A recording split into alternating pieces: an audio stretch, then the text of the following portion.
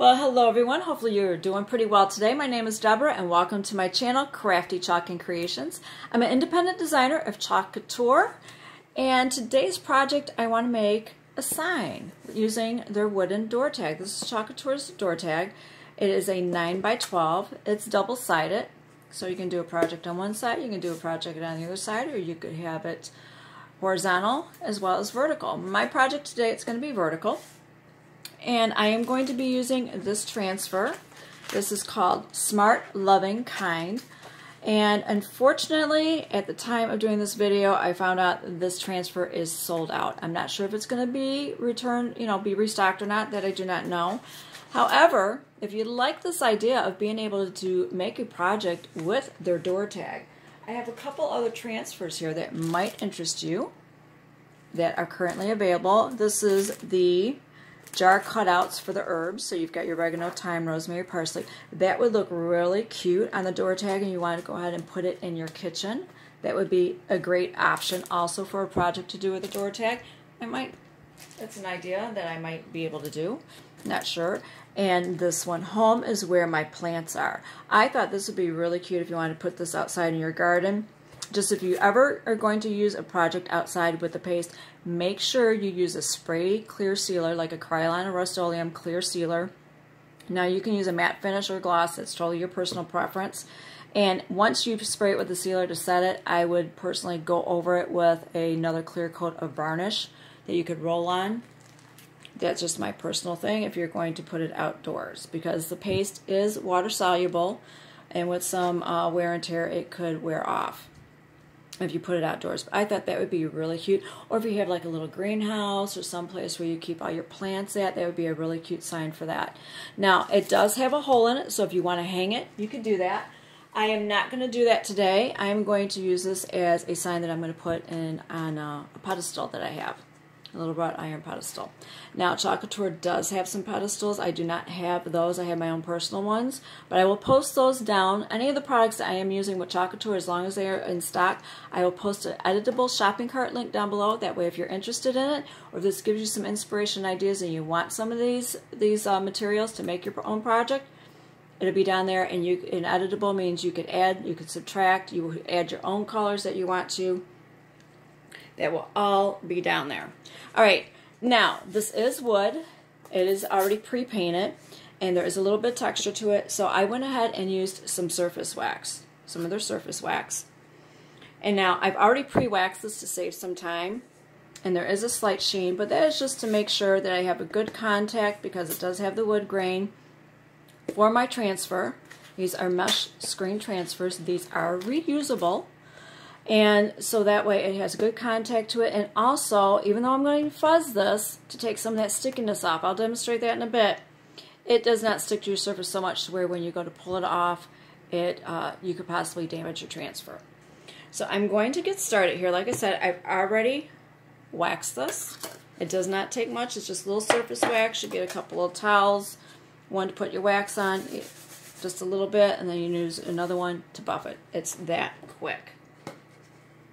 Well, it takes a couple of minutes. It's not quite that quick. Alright.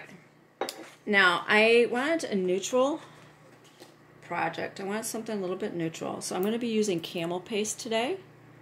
There's the camel. And I did pre-stir it with my stir stick, but just to be on the safe side. And you just want to make sure if you use your paste is kind of like the consistency of like a yogurt. I think that's a really pretty color, and I thought that would be a nice neutral. I'm going to be using the handheld squeegee today to make things go a little bit quicker because I'm doing all one color, and I figured 2 swipes would be good. So I'm going to be using that one, and obviously it's going to be the focal, the door tag, and my fuzzing cloth. And I made a little bow at the top that I'm going to be using. I will not hot glue that because I would like to eventually one day go ahead and sand off some of the paste in the surface and reuse this surface. And you can also use the back side. It is double-sided. Alright, if you've never seen any of my videos before, all our transfers come in a plastic sleeve that is reclosable, and it has care instructions on it. So when you take your transfer out, be sure to keep this so that way you can use it for storage. And the transfers, whenever you get a transfer, do a marking on the back of it. You can write down what the name of the transfer is if you would like. That's totally your choice.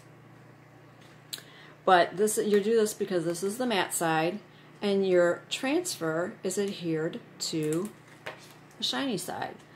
And why you want to mark it is that way when you get cleaning, if you're busy, you're not paying attention, life happens, you may not be noticing which side you're attaching it, putting it back on after it's clean and dry. You want to make sure you don't put it on this side, because then you won't be able to peel your transfer off. You want to make sure it's on the side, shiny side. That's why we mark it. Be sure to keep your backing sheet. That's what this is called, is a backing sheet. You want to make sure that you keep it, because you will need that to put your transfer back on. Now this is a fuzzing cloth. Now if you don't have a fuzzing cloth, you have a towel, t-shirt, sweatshirt, anything that you would like to use, you are welcome to do that. And why you want to fuzz is because these are sticky. See, they're sticky. You want to add a little bit of lint to it so that way it's not quite as sticky. Even though we wax the surface over here, you still want to fuzz it. So that way it does not, as I stated earlier, adhere to your surface so well to when you go to lift it, it could stretch and distort or ruin your transfer. Now these transfers are reusable. Chalk Couture states they can be reused anywhere from 8 to 10 times, as long as you take care of them. So I'm just going to go ahead and fuzz this, maybe 1 or 2 more times. I think that'd be good. All right, I'm going to set that aside. Now I'm going to bring my wood transfer. Now I want my bow. Now I'm not going to hot glue my bow on here, because like I said earlier, I want to be able to sand this and reuse the surface. So I'm going to position where my bow I'm hoping will hang. So I'm going to put that there so I can place my transfer, so that way it's still legible. All right. Now, if you'd like to be precise, you are more than welcome to measure. I just eyeball things, and if it ends up slightly crooked, just tilt your head. But in all seriousness, if you would like to be precise, you are more than welcome to measure. I'm just trying to give you some inspiration, some ideas. You can use your own color combinations. This is just my personal preference. And I want something neutral. That's why I'm going with the camel. All right, I think that looks pretty good. Now what I do is I put my finger in the middle. I move up, down, side to side. And then I use my hands to smooth this out. And why you do that is because you want to see if there's any little air bubbles, any wrinkles, little lumps and bumps from any little pieces of fuzz or lint, excuse me, that might be sticking, that could possibly be raising your transfer up from your surface. You want to try to prevent that. And sometimes with this size transfer a little bit larger, I will use either my small squeegee or a mini squeegee. But seeing that I'm going to be using my hand squeegee since this is wider, I'm going to use this one just to smooth this over and just to make sure that I've got good contact. Did you hear that? I don't know if you heard that or not. I had a little air bubble in there that got out. Alright, I think that's pretty good. Alright, like I said, I've already pre-stirred my paste. Now this is my own little ceramic plate that I have. You can use your own if you would like. Now, instead of me just putting a little dot here and there, I'm just going to use my little stir stick here, and I'm just going to put some on here. If I need more, I can add to it. I'm going to cap my lid on there to prevent from drying out so quickly. And just like with the other squeegees, they have a bevel side, and this has a slight bevel side. So this is the side that I'm going to use. This is the way it came. And then hopefully a couple of swipes. Now I try to put this on generously.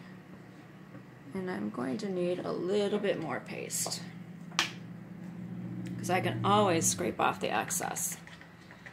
Probably should just kind of dabble it through here, throughout the design. And I'm just going to apply it on here. Try to be generous. turn my fan off because it's going to cause it to dry sooner than I care for.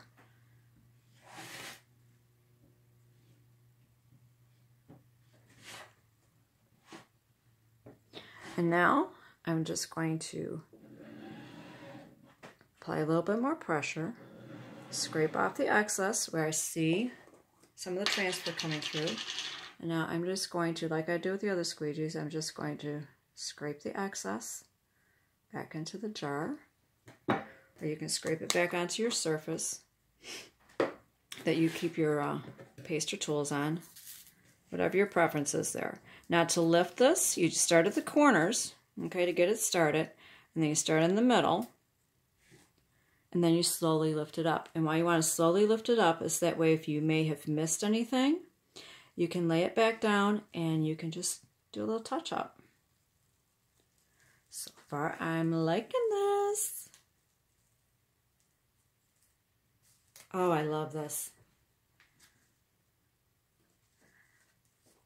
Okay, now I have my own extra towel here until I can get this to the sink to clean it. I have a little spray bottle of water to try to keep that screening because I don't want that paste drying in there. And so far, that's how it looks. I love that. I think that would look really nice with this in the shades of green on the door tag. That would be a nice one too. And this, the jar cut out herbs. So if you're interested in that, I will post links to these transfers, these two transfers, if you're interested in those. Unfortunately, at the time of the doing this, I found out that it is sold out, but I really want this project for myself. So I thought I'm just going to give you inspiration ideas that you can do with the door tag. All right, now that I have it on there, I'm going to give this, I'm going to dry this. You can let this air dry. You don't have to use a hair dryer, but because I want to attach a bow there, I don't want to smudge my paste. So I want to try to make sure that this is dry. Or you could apply, I guess you could apply the your embellishments before you put it on, as long as it's not going to be in the way you transfer. You could do that too, and just let it air dry.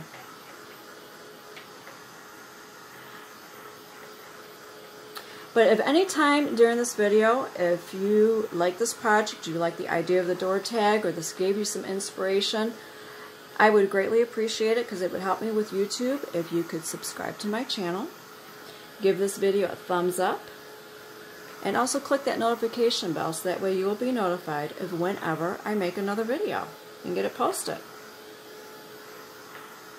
And if you know somebody that would like to have an idea or to give them some inspiration, you're welcome to share this video. I would appreciate it. Okay, I think this is dry. Yep, I think it's dry. Now I'm going to add my embellishment. Now I pre-made my bow. All right, this is just some wire ribbon that I got on clearance sale, and I dovetailed it. And these are a couple of sprigs of the fake greenery, kind of like the eucalyptus fake greenery. And I tied it, bunched it, pinched it. I would say for the door tag, I think I cut this about 8 inches long. And then I went ahead and tied it up with some twine. And if you would like to glue your bow to your surface or your embellishments, you are welcome to do that. But like I said earlier, I want to sand this down and repaint and reuse the surface, so I do not want to glue my embellishment. So what I'm going to do, hopefully you're going to be able to see this, I'm going to run one side of the twine tail through the hole, or you can hang this up if you choose to. That is totally your choice. And let's see, oops, I got my, okay, I need a top and I need a bottom. All right, put that one there, pull it through,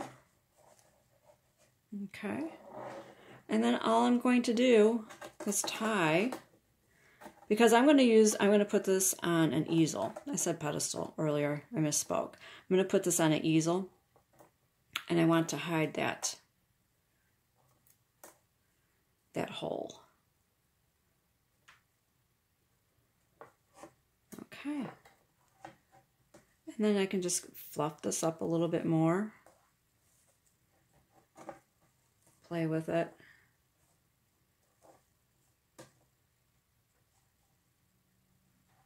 Move my tail over. kind of move this over a little bit too. So yeah, you can play with your bows. These are the wire ribbon. I've tried making these with, to shape them kind of like this without the wire, and it doesn't work so well for me. But there you go. And then you can just trim off the edge. And there you have it. You can make your own piece of art. You can make your own display sign or door tag that quickly. Like I said, I hope this gave you some inspiration, some ideas, and that you enjoyed seeing a project made with a door tag. And thank you so much for watching.